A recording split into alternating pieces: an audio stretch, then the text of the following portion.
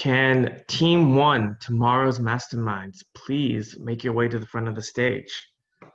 This is our first team's group presentation. They will be presenting to us basically what they've been working on for the past 4 weeks. So I hope y'all are excited to see the cool things that they have been able to do with the Raspberry Pi. Hello, we are tomorrow's Masterminds, and today we're presenting our appointment tracker. My name is Naya. I am the team lead. I watched the overview of the project and made sure all the pieces of the project came together. So planning meetings and working with the actual hardware. Davion is not currently here, but he was our hardware researcher. He would research the parts that we were using and had to connect them to the Raspberry Pi. I'm Andre, and I'm the head programmer, and I manage the Python coding that we did. I'm Tazir, and I'm the documenter. I did all the most of the typing and stuff and putting everything together. The problem we wanted to solve was we wanted to improve the well-being of the hectic homeless community as they struggle in their everyday lives to stay on track and have a schedule. Not only would this improve homeless health, but our overall community's health, as more homelessness will be able to kind of get back on their feet and have a more set day. Our solution, we decided to create a mobile device that would be worn around your wrist. This would allow you to keep track of date, the time, reminders, and set a timer. So this will help ease the hecticness in their day-to-day lives. Next slide, please. Okay. For the hardware, we didn't use, we used few parts. We used the Raspberry Pi buttons as our main input and the LCD screen as a display output. And the buttons were used to start running the code. Next slide, please. The software for our program will run, and when it runs, it'll display the time and or date depending on the button you push. And it'll display it on our LCD screen. Along with anything else that you have scheduled. That includes like a timer or a reminder. To do this, we use the time, GPIO 0, Adafruit, and PCF 8574 library. It's a mouthful. The time library allows us to code the functions when we run. So, for example, if we wanted to kind of grab the current date, like the local date on a Raspberry Pi, we would use the time library. As you can see over to the right, it's about, I want to say maybe roughly 10 lines down. Its current time is equal to time.strf time. And these little percentages with the letters are using the time library, pretty much grabbing kind of like the local information. So I stands for hours, and I believe in a 12-hour clock. M stands for minutes, and S stands for seconds. And so that's kind of like the main thing we used for the time library. We also used it for our sleep function, which you can see is a few lines down from the current time that I used for the example. It says sleep 5.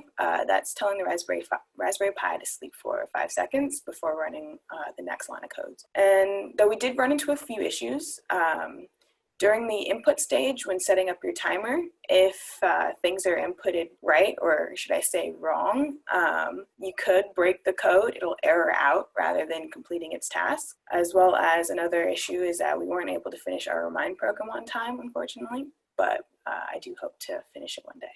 Next slide. All right, the outcome, our product was very successful. It achieved the goals only to a certain extent, though, as Naya stated earlier, with the Remind program. And also, as she stated, how it error out. And then the challenges that we faced were being able to meet consistently to work on a project, because, you know, we're doing this over computer and stuff, and we also have outside lives. Another challenge was getting the LCD to work, but we put our faith in Naya, and she was very successful with it. And then some of the lessons we learned as a group, it was easier to work in person and meet virtually, as everybody probably gets that same challenge. Thank you. All right. So I will attempt to do a live presentation. Hopefully it works out. I'm going to be on my phone, so hopefully you can find my phone clip. So I'm going to do that real quick. I'm going to mute myself just in case. Hold up. There we go. All right, so I'm going to do a real quick presentation. See how this goes. I have no idea. So here is our setup. We have our LEDs and our buttons over here on our breadboard. This is connecting up to the Raspberry Pi. This is called a bus. I believe it's 42 wires stuck together to keep things organized. This is our LCD screen. This is where a lot of our work is going to show up on. If not on the LCD screen, it'll show up on our actual screen over here. All right, so I'm going to hit Control Run, which is kind of like a little quick cheat sheet, so you don't have to click Run on the screen. Can everyone see the spotlighted video from Naya's phone? Yes, I can see her. Okay. Yes. Yes. All right, great. Carry on. All right, so let's see if I can get this visible or not. Down there on the bottom, it's starting the automation. So that's basically a print statement allowing us, the users, to know that it's started. So if we push this first button here, a red LED shows up, and on the LCD screen, it shows the time. It's a little hard to get the screen to show up. Sorry about that. And then when you push the second button, a blue LED turns on, and it'll show you the time, or excuse me, it'll show you the date. And about after maybe 3 seconds, it turns off. This is the same for the time button as well. And then lastly, we have our green button kind of just staggering on the side over here. When you click that, it starts the sequence to set a timer.